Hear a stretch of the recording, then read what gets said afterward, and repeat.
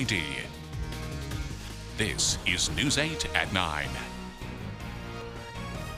Right now on WQAD News 8 at 9, a preschool nearly defenseless against severe weather. Why it's taking so long to get these students a proper storm shelter. And severe weather hits the viewing area, the area's hardest hit, and the incredible images coming from the storm. Good evening and thank you for joining us for this late edition of News 8 at 9. I'm Johnny Gendrich, and severe weather hitting the News 8 viewing area tonight. A huge shelf cloud rolling through the Quad Cities around 7 to 8 tonight. This is time-lapse video over Davenport and the Centennial Bridge. James Zahara has been tracking it all from the Weather Center for us tonight. Let's go right to him with the latest in the first check of our forecast. Hi, James. Hi, Johnny. Yeah, we've been seeing some very active showers and thunderstorms that have been going on around the area. And in fact, let's show you the rainfall amounts that have been taking place from the storms that have made their way through most of our hometowns, not only this afternoon, but also during the evening hours. And anywhere you see that yellow, yellow, that's indicating at least 1 inch of rain. When you start seeing the orange and then the red, that's indicating 2 to 3 inches of rainfall. Now, keep in mind, this is based on just the radar itself with all the moisture that has made its way through. So I wouldn't be surprised in some local areas we even gotten higher amounts. So in areas around southern Rock Island County, maybe a portion of northern Mercer County, even going to eastern Hendry County, Illinois, into northwestern Bureau County, wouldn't be surprised if we had maybe about 5 inches of rain in those areas. And that could be an area where we're dealing with some high water, that is for sure. And with that in mind, the flash flood watch will continue as we go through the rest of the night before ending sometime by 7 o'clock tomorrow morning. We have to keep an eye on the rapid rises in the creeks, rivers, and even the streams out there. And of course, we'll be keeping an eye on any of the poor drainage areas, not only in the immediate Quad Cities, but in rural areas as well. This rain has been coming down in a fierce way in a very short period of time. So that's where the big concern is. And it's certainly dangerous even around this time when it's all dark. You can't see some of that high water until you actually run into it. So the best advice I can give is just kind of wait it out until some of these storms have passed on by. Now, with all these rains, we're certainly seeing those temperatures begin to cool off with numbers in the upper 60s to even around the low mid 70s. Right now in the Quad Cities, 69 degrees out there.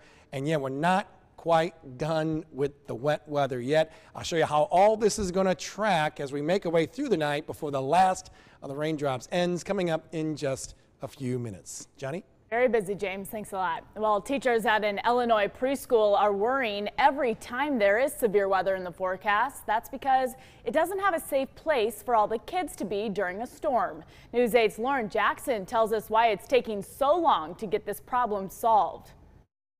The teachers at this Riverbend preschool are worried about how they're going to keep kids safe during a storm. What day is today? Right now at Riverbend Blended Preschool, during severe weather, they have to take cover in a bathroom. We would be really crammed, but at this time, we just, this is kind of what we have available for us. In the afternoon class, there are 22 kids and 4 teachers. 1, 2, 3. Only around 6 kids can fit in each of the 2 bathrooms, but they also have 1 closet that a few more kids can fit in.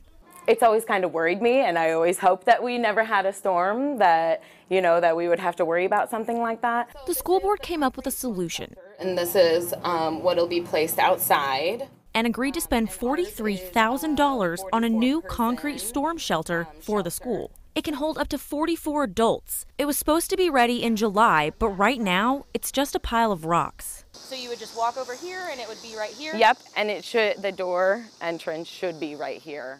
The shelters are in high demand, causing the delivery date to be pushed back. It's more than a little frustrating. I'm frustrated with it. I'm very frustrated. We, again, started this process in the spring. And parents hope that the shelter will be here soon. I worry every day about every time he leaves my house. So if he's here and I feel like he's stuck in a bathroom, I'd rather have a little bit more reassurance he had somewhere safer.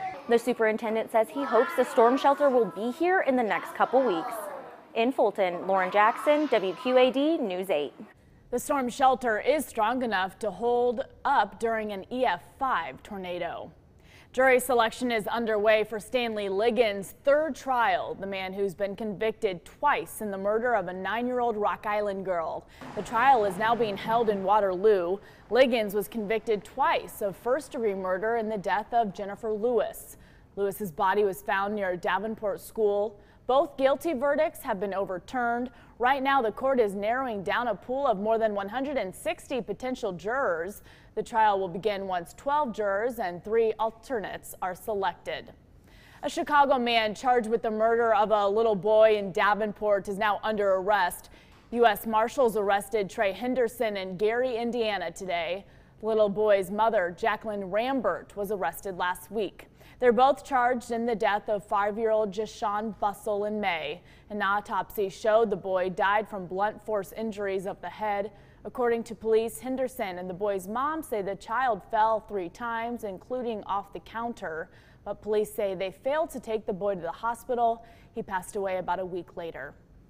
People who donated money to help find Molly Tibbetts will be getting their donations back now. The 20-year-old's body was found last week after being missing for a month. Crime Stoppers of Central Iowa had set up a reward fund for her safe return. Donors raised nearly $400,000. Those who specified they wanted their contribution returned will get their money back now. The rest of the money will go towards Tibbetts' family or to Crime Stoppers' general fund. The University of Iowa is accused of continuing to employ a lecturer despite him being banned from part of campus. A number of students have accused Jeffrey Knock of sexually harassing them. He's been investigated twice by the university after people complained about him taking pictures of women as they worked out in the university's rec center. 2 weeks after he was banned, he was offered more than $20,000 to teach additional courses. Flyers have been posted on campus calling on the university to fire him. A Sterling man was arrested after police say he robbed a gas station last week. Jordan Wyatt is facing armed robbery. Sterling police say he robbed a gas station in Sterling last Monday night. Wyatt was already in custody in the Lee County Jail for unrelated charges. Tonight, Davenport city leaders are tackling juvenile crime. Back in June, the city held a youth action summit. Now, leaders are sitting down to talk about ways to stop an uptick in juvenile crime. And tonight, Mayor Frank Klipsch talked about that information and what the city is planning to do next. 2 Illinois school districts have received a major technology grant. The Sherrard School District has received $45,000. They hope to use some of that money to update elementary school computer labs and to invest in robotics and coding equipment. The Mercer County School District also received $55,000. They're using the money to help purchase new textbook software and schools' Chromebooks. The Interstate 74 bridge project is still on schedule despite tackling some tough issues along the way. Today, IDOT leaders gave an update on the project. Crews have completed the drill shafts in the water.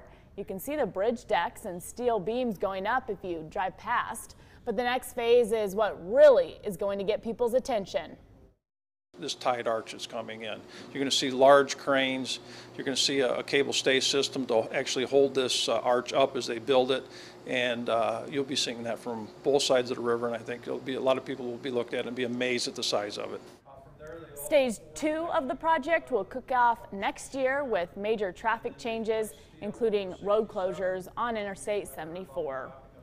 Well, an NBA preseason game is coming to Iowa State University. The Minnesota Timberwolves announcing today the team will host a preseason game at Hilton Coliseum in Ames.